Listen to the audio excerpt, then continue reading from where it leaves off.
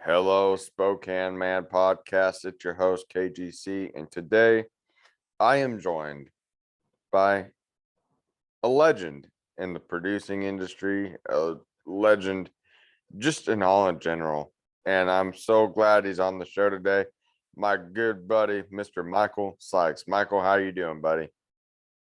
Man, I'm doing well. Thank you for that. Those are pretty kind words. I haven't been called a legend today, early, so this is a first today. Thank you. Oh, everything good? Oh, everything's good over here. We had I've our been looking forward to this. yeah, and I'm gonna it's gonna be a really good show, really fun, good show.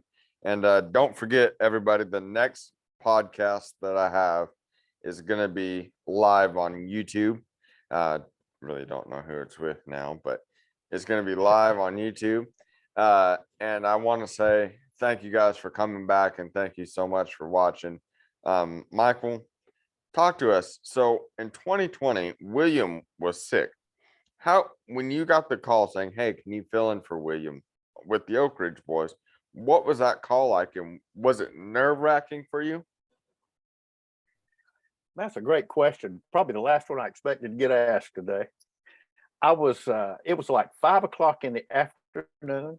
I was at my house. I was out doing a few things in my yard, just kind of messing around. And I walked in and Tanya said, "Hey, did you get a phone call from Dwayne or Derek, the road manager?" And I said, "Not that I know of." And I looked down, sure enough, I did. And I called, I called Dwayne and I talked to Derek, and they said, "Golden is sick." And they said, "Man, can you go out?" I said, "Well, that'd be good. I mean, how much time do I have to prepare for this?" He said, "We're leaving tonight at midnight." And I just, whoa. In fact, I didn't know if it was a great idea. I got to thinking, man, can I do this? That's a lot. That's a 2-hour show, man. I don't. Of course, I was very familiar with the Oaks, and I've worked with them on a bunch of their projects in the past, but I never expected to be doing this. And under the circumstances, I mean, I'm always glad to be a brother, but man, I was really hating to hear about Golden being sick. Come find out he was pretty sick, man. He really was. But Dwayne said, "You know our stuff probably as good as anybody, better and than most." And he said, "Man, if you'd come, we'd appreciate it." I said, "Well, man, I don't know how to say no." I said, I'll be there. What do I wear?" He started telling me, "Man, just bring you some nice shirts, pants, do whatever. Just be comfortable, look good." Yeah. So I meet the bus at midnight. We get off, we leave. Man, we get to the venue the next day, and I remember it was somewhere down in Mississippi, I think, and it was a casino, big auditorium. I got to run over about 3 songs with them just to make sure the blend and get the mics and everything. I didn't get to really rehearse, man. Thank God I was very familiar with a lot of their stuff, and I had to fake some stuff, you know. But it was pretty nerve wracking. That's a good way to say it. Yeah. So But it was a lot of fun. when you were with when you were recording these 3D CD projects with the Goldens, what tell first off, before we go into that project thing, what is the man like? What is William Lee Golden really like? Man, sometimes I think I'm probably not the guy to ask. I was a fan. He was a great influence over me since about 1969. The Oaks were my introduction to 4-part harmony. Okay. Yeah. And but they were always really kind to me and stuff. And getting to know Golden, it's just like, man, like those other guys. He just became a brother, and he has always been the utmost kindest guy I've ever met. He's always been very generous. And we had a real good working relationship when I worked on all the Oak stuff. I mean, we just have a blast. I'll tell you, he called me one day and he said, "Man, could you come out to the house? I want to talk to you. I got some things on my heart and some things I'm wanting to do." And I thought, well, this is interesting. sounds exciting. I got out there and he gave me his vision for these 3 albums, which was totally, not many people go in and cut 3 albums. And we don't have a lot of pandemics. This was a very rare situation. He had been listening, you're watching a little too much news. He was tired of hearing what was going around. He was ready to infuse the world with something positive for a change. And you know what it was like. I mean, it was a weird place to be in the US. Yeah. But he began to pour out his vision. He wanted his sons to be involved, and he wanted to do a gospel project. He wanted to do a country project and a country rock project. I've never seen a guy so prepared with his vision. And but that's how everything started. And then it's funny, man. We met on his front porch to talk about all this stuff, and we talked for probably about 2 hours. And so I kind of waited on his go ahead to reach out to talk to his sons. I want to make sure everybody's on the same page, before I dive in, stick my head in somewhere or another where I don't need to be. But it was man, it just was all very natural. And I'm so glad I did. There were several surprises in working on this project.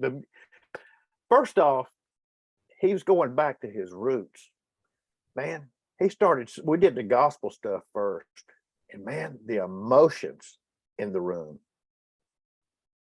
I don't think any of us were prepared for what that was going to be. I mean, he'd start singing, man, and you could just hear his heart. He was emoting. And everybody in the control room, it was just like, it's like everybody's wiping their arms and goosebumps and everything. It was just a real neat moment. And the same thing when we did the country projects and the country rock thing.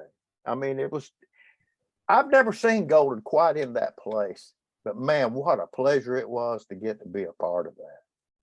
So I mean, did you take care of or did you produce the Rock of Ages album on the Oak Ridge Boys, or was that just Ben Isaacs? You know what? I think that might have been Ben.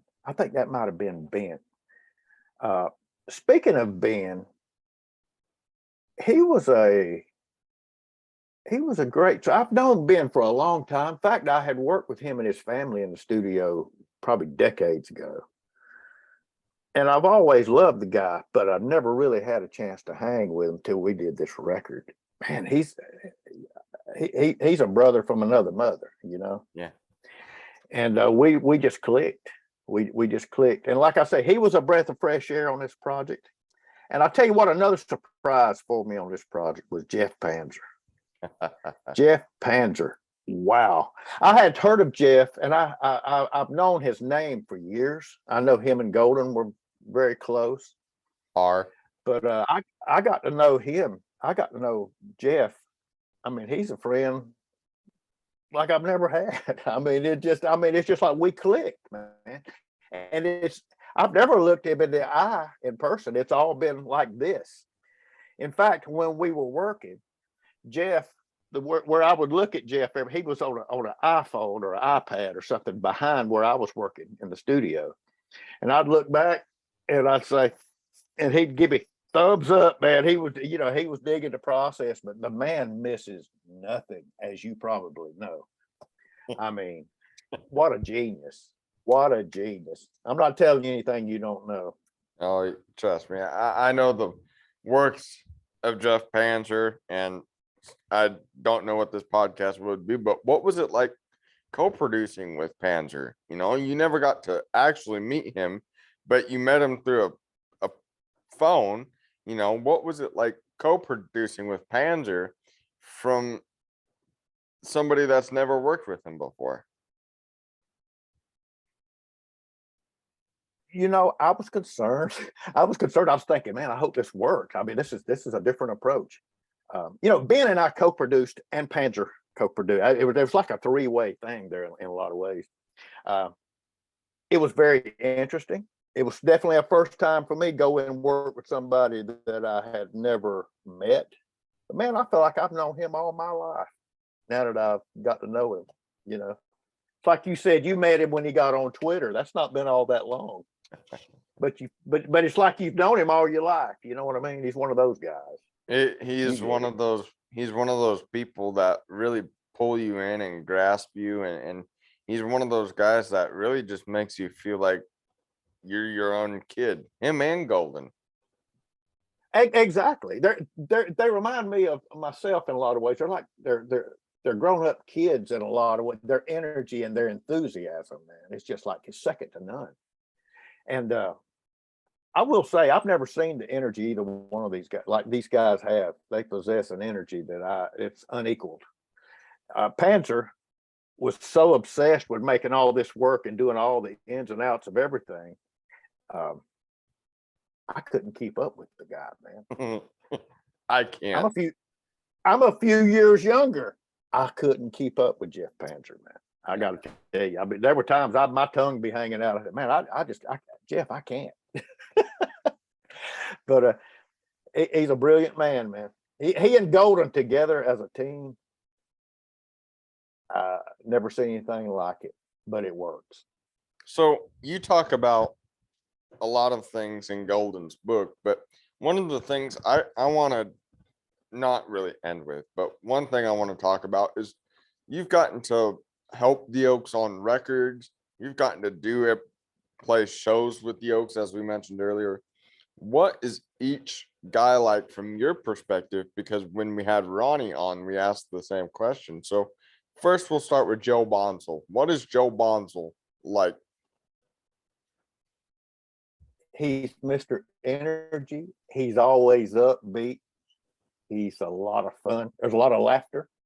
I would sit in the back of the bus a lot of times hanging. He and Richard tend to park toward the back of the bus, and Golden and Dwayne will be up front a lot of times. And you know me, I'm just going back and forth. I mean, it's one big old party for me when I'm out there with all those guys. But Joe is he's hilarious, man. We just laugh. He has his TV shows we'd all get back there and watch, or movies or whatever, and we'd listen to music. And what a hoot. Love Joe Bonsall, man. How's he doing? You know, I hear he's doing a lot better. He's back on the road. Yeah. That's what I'm hearing. I'm hearing he's back and he's doing a lot better. I know they had Rudy Gatlin filling in for a little while, but I think Joe's back out there. What is Dwayne Allen really like, beside that business side that we all know? Well, he is a businessman. I'm trying to think how to. They're all brothers, man. Dwayne's fun. He loves to laugh. I mean, he misses nothing. He misses nothing. He's always ahead. He's always thinking down the road. He's a planner.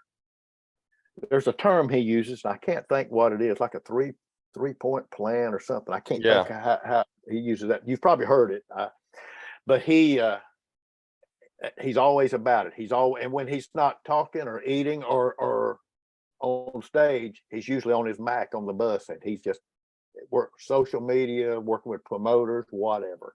He constantly moving, constantly going. What about Richard? What's Richard like? Richard's quiet, but I love his laugh, man. We get back there in the bus, and I just love his laugh. We get talking about the old gospel stories and some of the Elvis stuff, and a lot of times when I'm with him, somewhere or another in the conversation, JD Sumner comes up, you know, and the guy you probably remember JD with Elvis, and what a character. I got to know JD. Love that guy. But Richard and I we'll talk about all those old days and his early days in the business up north with the Keystones, I think it was. Man, you know all this stuff too, don't you? Yeah. Trust me. Go ahead. I well, first off, I hope you're enjoying your time, and I hope you're having a good time on the show. And second thing I want to talk about is you were on the very last show that the Oak Ridge Boys did in 2020. What was that bus ride there? What was it like home? What was it like for you being a part of their big decision? Wow. Give me a second. Let me process that question. It was to tell you the truth, for me, it was very surreal, to say the least. The bus ride there, I mean, it was just like, in my mind, it's like, boy, I got a lot to get I was trying to focus on what was ahead of me, which is a lot for me. Trying to think how to answer that. We got there. It was the Alabama Theater, I think it was. Yeah. Yep. Myrtle Beach, South Carolina. Yeah, that's it. And right before we went on, we had a report or two about Golden. I mean, it's like they had taken him to the hospital, and it's like the whole bus was, there was this feeling of concern. We were all just, man, the looks on faces. There was a lot that wasn't said that was real loud on the facial expressions, if that makes sense. We were on. Oh, and I remember this. I remember Dwayne kept getting these phone calls because the pandemic was moving in and dates were being rescheduled. And it's like they were evaporating. What a weird time, man. I talk about surreal. That was surreal. And he looked at me and said, there's another one. There's another one. It was strange, man. I don't think we've never had a time like that in our history, anyway. So it was strange. And going home, it's like there was this feeling of uncertainty, or we're not sure when we're going to be working because of the pandemic, So that was that was pretty, a lot of concern, and it was pretty heavy. I mean, there were some smiles and some laughter here and there, but it was overall there was this underlying feeling of yikes, So I'm going to ask two real quick questions. Number one, what is your favorite Oaks song that's ever been recorded that either A, you've helped worked on, or B, has just been sung in general? Well, I mean, I had some that I got to work on with that I love, obviously, and I know the big hits are, Elvira and Bobby Sue and all that. Thank God for Kids. I love all of those. One of my favorite songs, because I love what the blend does, is what's the one Joe sings it? You're always in my heart. I guess never hurts to hurt sometimes. That's it. That's one of my favorite songs. And I remember saying to Joe, I said, Joe, if you can work it in, man, let's do Never Hurts, man, anytime we can. And he did it a few times, So I love that. I mean, that's one of my all-time favorite songs. And it's because of that blend, and there's something that Dwayne Allen says that, and I love how the Ace says this, how he doesn't just work and how they don't sing in harmony, but they also live in harmony. And that's the truth when you look at the boys. Yeah, they are. It is definitely a brotherhood on that bus. It's always a good vibes, Yeah, you can definitely see it when they're on stage, because one of my personal, well, I have two, but one of my personal favorites is Touch a Hand and Make a Friend. And I love how Dwayne Allen, how he goes and high fives and fist bumps every guy in that band, or all the guys on stage. And it's right then and there that I realized that the Oak Ridge Boys, they're called, they say that they're brothers, but it doesn't really show until, it doesn't really show. But when Dwayne does that song, or when they, interact with each other, that's why I like going to their shows. But enough about me. But their live shows are still extremely exciting to me. Their energy, I think, has always been a big part of what makes them tick. I mean, it just works. And we talked about Golden a while ago.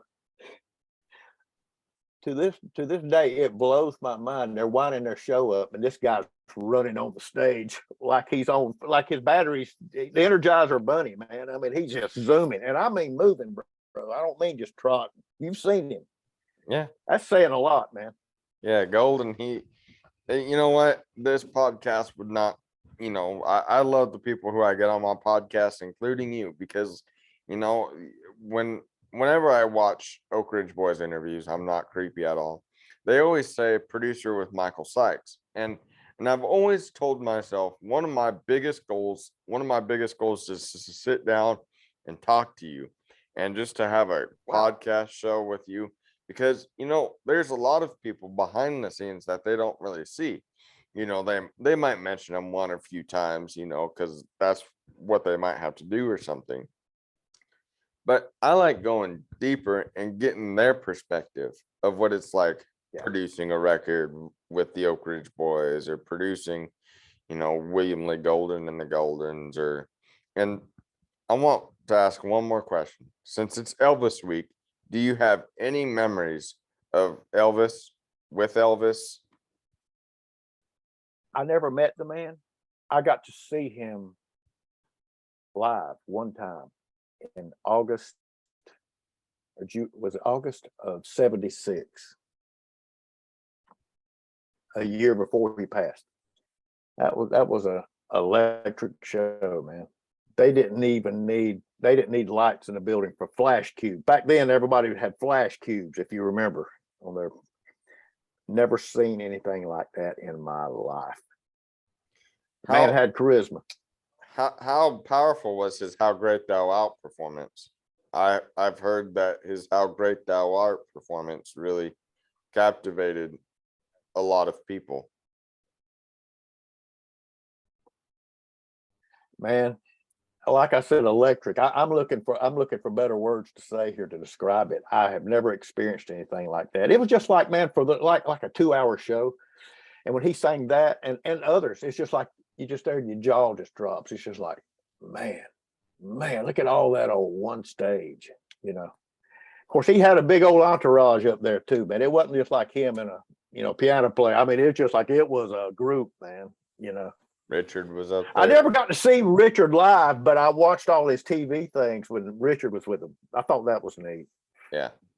And I want to say, Michael, thank you for coming on the show. I appreciate you. Thank you for doing this. Thank you for taking time out of your incredibly busy schedule to be here with us today. And I hope this stirs up a good friendship for years to come. I hope we can stay. You need to send me your information too, by the way. I didn't get your phone number from Jeff, but I mean, it's a pleasure meeting you. And I want to tell you, I went and looked at a bunch of your interviews and your work. You're on to something, brother. You're on to something. And I mean, I'm proud to know you. I hope we get to connect more and more and more. I'm so glad that, and thank you for believing in me. I could tell the Jeff Panzer, thank you for believing in me. William Lee Golden, thank you for believing in me. I can't do this show alone. And so the fact that it's the people at the right time. And so thank you for believing in me as much as you believe in me. And we'll do a podcast soon again. How about that? Let's do it. I love it, man. Thank you for having me on, man. Hope to talk to you again soon. Have a great day. All right. Thank you, everybody, for so much for watching the Spokane Man podcast. And just remember, man, life could always be worse. Keep praying and keep God first, because that's how we'll get through any crappy situation. Put God first. Thank you. God bless, man. God bless you too, buddy.